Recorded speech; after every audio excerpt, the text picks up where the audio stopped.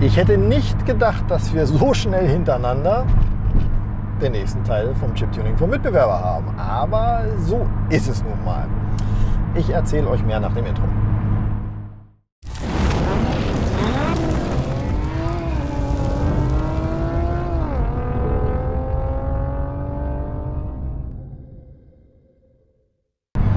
So, wer meint, es gibt durch schlechtes Chiptuning keine Schäden, das ist der Beweis, dass es genau so nicht ist. Und zwar haben wir hier dieses Fahrzeug, nicht gerade bester Pflegezustand, muss ich sagen, bekommen mit dem Hinweis, ja, läuft irgendwie nicht auf allen Zylindern. Jo, war tatsächlich so. Zylinder 2 war komplett tot. Ja, wir haben dann, oder der Kunde selber hat im Vorfeld schon mal eine andere Einspritzdüse eingebaut. Ja, das hier halte ich gar nichts davon. Ja, das ist eine Bosch Einspritzdüse, die leider eine andere Menge macht als die Serien-Einspritzdüse, und das auf einem Zylinder ist doof. Wenn das auf allen Zylindern passiert, kann man das noch in gegebener Weise halt anpassen, aber nur auf einem Zylinder ist ganz schlechte Idee. War natürlich nicht die Einspritzdüse. Ja. Wir haben dann die Kompression gemessen, Kompression 0 auf dem Zylinder. Also nächster Schritt, Zylinderköpfe runter. Und was wir dann gesehen haben, das zeige ich euch mal jetzt. Genau, ein riesen Loch in einem Auslassventil. Und konnten wir uns jetzt zu dem Zeitpunkt, Auto lief ja nicht sauber, auch nicht sonderlich erklären. Ich habe allerdings dann relativ schnell den Hinweis bekommen vom Kunden, ja, er hat bei einem Kumpel vom Arbeitskollegen Software drauf machen lassen, weil hier sind Cuttersatzrohre drin mit einer Gemini und war natürlich Motorkontrolllampe an. Der konnte dann erfolgreich die Motorkontrolllampe rausprogrammieren oder den entsprechenden Fehlercode. Das ist meistens P420, P430, nicht ausreichende Cut-Effizienz an Bank 1 und 2. Aber hat wahrscheinlich gleichzeitig auch eine ganze Menge Mist mit rein programmiert. Und das konnten wir dann feststellen, nachdem der Wagen wieder lief. Das heißt, wir haben eine komplette Kopfrevidierung gemacht. Dummerweise ist der Kunde mit dem Ventilschaden noch eine ganze Weile gefahren und hat sich damit auch die anderen Ventile geschrottet auf dem Zylinder, inklusive Ventilführung. Hieß also erstmal ein bisschen wieder warten auf die Ventilführung bei Nissan und auf die Ventile. Ging dann aber zum Glück relativ entspannt von der Lieferzeit, und somit konnten wir hier alles fertig machen.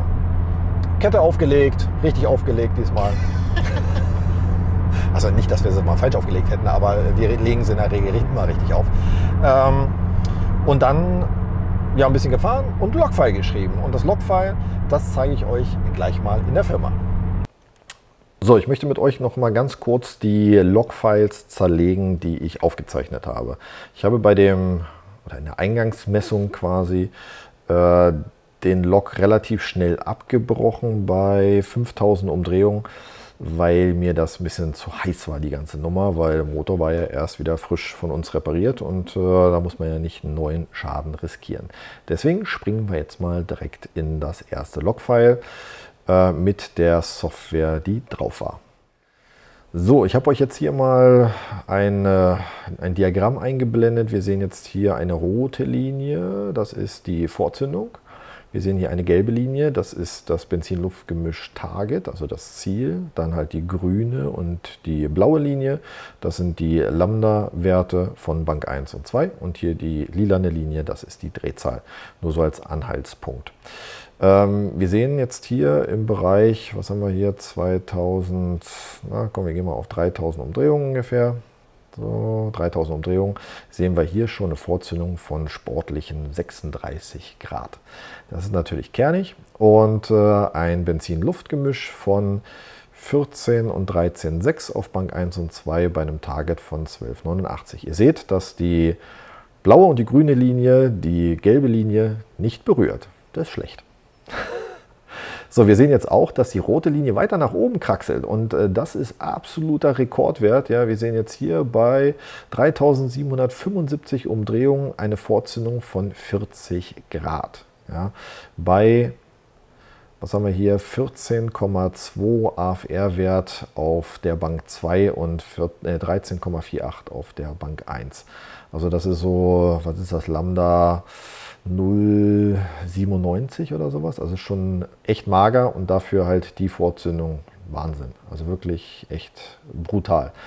Ja, hier hinten erst ab 4500 Umdrehungen geht die Vorzündung von sportlichen 39 Grad dann erst wieder runter. Ja, wie gesagt, also die Zündkurve erinnert mich stark an einen der letzten Kandidaten, die wir hier hatten. Allerdings habe ich noch nie die 40 Grad gesehen tatsächlich. So, wir merken uns mal hier die 3775 Umdrehungen bei 40 Grad und dann springe ich jetzt mal direkt in die aktuelle Software rein und ihr seht, die Zündkurve sieht komplett anders aus. So, ich habe jetzt hier im vorderen Bereich, hier wo jetzt meine Maus ist, ja, da sind die 3763 Umdrehungen und wir sehen jetzt hier 25 Grad Vorzündung. Ja, das sind also 15 Grad weniger Vorzündung. Hier hatte ich natürlich auch keine Bedenken durchzuziehen, deswegen ist die Kurve hier auch länger. Und ihr seht halt grün und blau berührt die gelbe Linie. Das heißt, wir sind dann auf Ziel und wir sind oben raus bei 30 Grad Vorzündung. Ja, absolut in Ordnung, so wie das aussieht. Und so kann man auch fahren, ohne dass ein Schaden entsteht. Ja. Ja, so viel dazu. Ganz kurz erklärt nochmal die Diagramme und die Logfiles, weswegen wir hier handeln mussten. Wir wollten das Auto reparieren. Wir wussten ja nicht, dass eine andere Software drauf war. Der Kunde hat dann gesagt, überprüf mal lieber. Und deswegen haben wir ein Logfile gemacht und sofort gesagt, 40 Grad Vorzündung geht gar nicht. Ne? Und ja, haben dann entsprechend gehandelt und die neue Software drauf gemacht. Ja, ich würde sagen, zum Fazit geht es zurück ins Auto. Bis gleich. So. Tolle. Auto braucht noch so viel Liebe. Ja, also Lack muss gemacht werden, aufbereitet werden, ein paar Rostpickel sind vorne drin, Scheinwerfer sind blind. Hier muss auf jeden Fall mal ausgesaugt werden und ja, desinfiziert vielleicht auch, ich weiß nicht genau. Ist auf jeden Fall, stand das Auto glaube ich auch schon eine ganze Weile. Es sind noch Winterreifen drauf und wahrscheinlich ist der Sprit auch vom letzten Jahr noch. Ich weiß es nicht genau. Auf jeden Fall laufen wir gerade auf Reserve. Naja, gut. Nichtsdestotrotz, die Software ist drauf, sie ist sauber, sie klopft nicht. Wir haben ein sauberes Benzin-Luft-Gemisch. Wir fahren, ich glaube, 15 Grad weniger Vorzündung und sind schneller. Also das ist schon gewaltig, was sich einige, darf man sie überhaupt Tuner nennen? Ich weiß es gar nicht. Leute dabei denken, so eine Software aufzuspielen mit 39, 40 Grad Vorzündung unter Volllast, das ist nicht feierlich. Ich habe hier witzigerweise, Sascha, guck mal eben im Fußraum bei dir, da liegt eine Zündkerze gefunden. Die ist wahrscheinlich von dem Zylinder. Die kann euch der Sascha mal eben zeigen. Gucken, ob er sie scharf kriegt. Seht ihr die? Die ist quasi nicht mehr vorhanden. Ja. Also die ist komplett weggenagelt. Und ja, schlechte Programmierung. Ja. Also nicht immer denken, ach, die Motoren, die können das ab, die sind so robust, da passiert nie was. Ja, das ist, wie gesagt, ein Irrglaube. Das Fahrzeug hat jetzt 186.000 Kilometer runter. Das ist natürlich schon eine Menge, keine Frage. Aber es ist halt immer nur eine Frage der Zeit. So ist es. So möchte ich verbleiben. Bis zum nächsten Video. Euer Tino. Ciao.